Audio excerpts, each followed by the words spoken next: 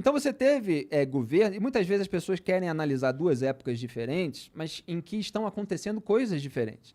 Durante os 4 governos do PT aconteceu uma roubalheira desenfreada, que uniu vários campos, não só os petistas. Durante o governo Bolsonaro, é a construção da impunidade. Então você tem a sabotagem de todas aquelas ferramentas que foram usadas para atingir essas pessoas, mesmo que nem todas tenham sido presas.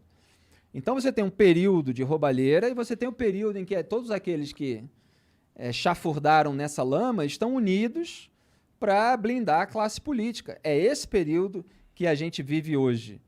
E, obviamente, uma terceira via precisa apontar isso. Mas porra, você tem gente que não aponta. Tem muita... Desculpa. Não, eu ia dizer que, cara, tudo isso daí, toda essa sujeira, todo esse teatro bizarro aí, cara, isso não tem conserto, tem? Então, a gente trabalha, zela para que tenha, né? Mesmo os autores que eu estava citando, porque outro dia eu citei 2 crônicas do Lima Barreto, ele tem outras que são mais famosas, mas eu peguei umas do baú. Eles estavam lá dando o diagnóstico da realidade, né, daquilo que acontecia, na esperança também de melhorar, né? Você expressa para ter consciência do problema e para ver quais são as ferramentas que podem ser desenvolvidas. Agora, mesmo para fazer isso, você entra num debate público em que existem as claques dos bandidos, né? As claques dos corruptos, dos lavadores de dinheiro, dos amigos de pessoas que acabam blindando esse pessoal. Então, eles vêm com muita desinformação, tentando bagunçar tudo. A gente faz o trabalho de diagnosticar, de expressar, de cobrar, exigir providência. E é preciso haver sempre uma pressão popular. Eu estava até lembrando hoje, em alguma conversa que eu tive, que o Ricardo Lewandowski foi flagrado na época do Mensalão, dizendo a imprensa está com a faca no nosso pescoço, a ordem era para aliviar e tal. Você vê, porque tem articulação política do bastidor.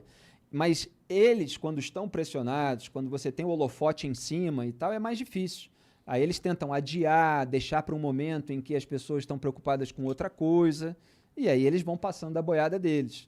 E o que aconteceu é que, como o Bolsonaro ele sequestrou um pouco dessa bandeira anticorrupção durante a corrida eleitoral, e boa parte ali do eleitorado que votou nele acabou cultuando demais a personalidade dele e não quis aceitar que ele estava sabotando esse combate à corrupção. Então, o apelo popular, a pressão popular, para que essa sabotagem não tivesse sucesso, ela diminuiu, né? Porque uma turma na esquerda que passa pano para os casos envolvendo Lula, para os casos envolvendo José Dirceu, toda essa turma, ela já não era muito mobilizada. Só que você tinha, em 2018, uma força contrária, antenada, uma comoção nacional em torno do assunto. Aí começa a todo mundo querer esvaziar, demonizar aqueles que investigaram, etc., e isso vai se deteriorando, minguando, né, sumindo. Agora você tem a possibilidade de uma terceira via recuperar na arena política aquilo que a gente está falando há muito tempo no debate público, que é a mesma coisa, no fundo, do que o Jair Bolsonaro fez em 2018. Ele pegou aquilo que nós estávamos falando sobre determinadas questões.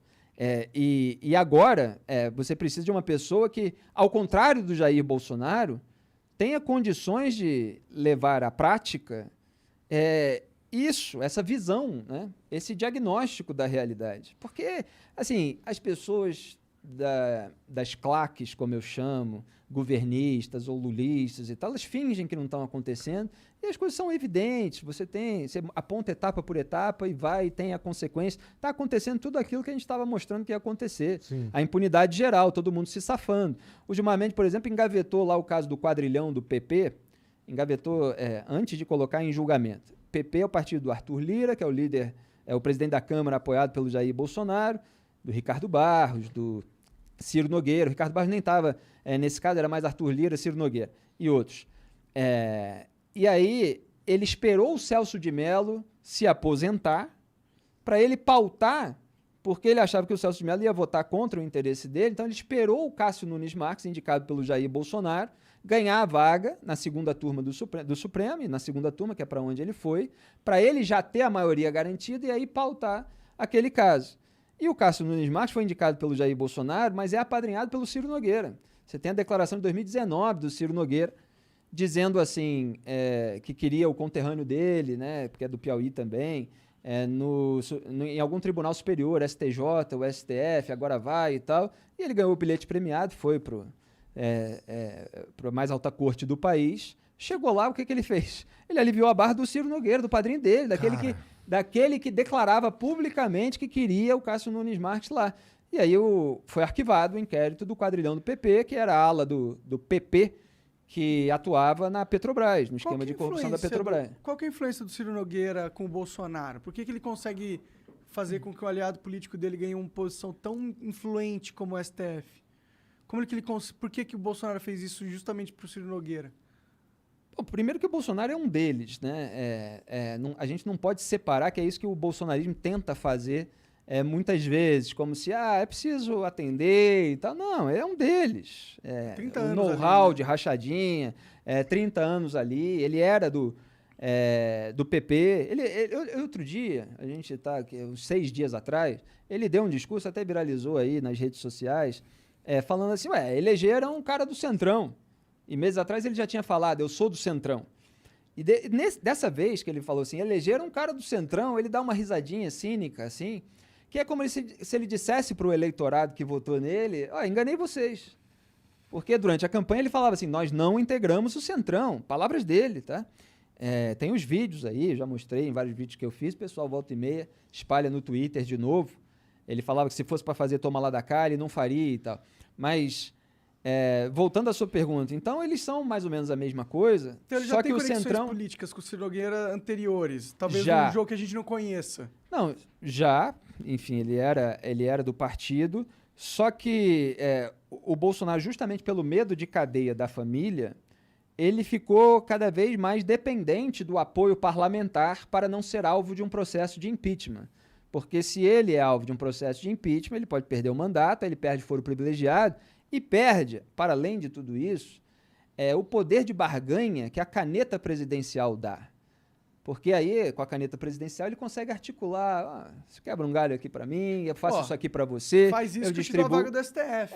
Alguma então... coisa o Ciro Nogueira fez, porque o presidente não dá uma vaga do pois STF de então graça, você tem assim. todo esse tipo de escambo, né, que é a tradição nacional e que perverte todas as nossas relações as relações nos negócios públicos, né?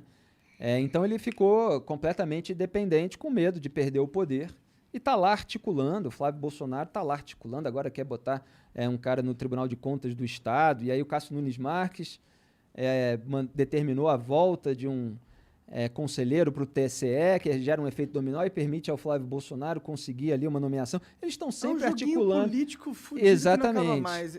Só que agora tem um detalhe que o Bolsonaro, às vezes, ele traz à luz do dia uma coisa, uma declaração que é repudiável e que muitas vezes era feita na moita. Às vezes ele tem um sincericídio. Então ele falou outro dia, 10% de mim tá... Eu tenho 10% de mim no Supremo Tribunal Federal, que é o Cássio Nunes Marques.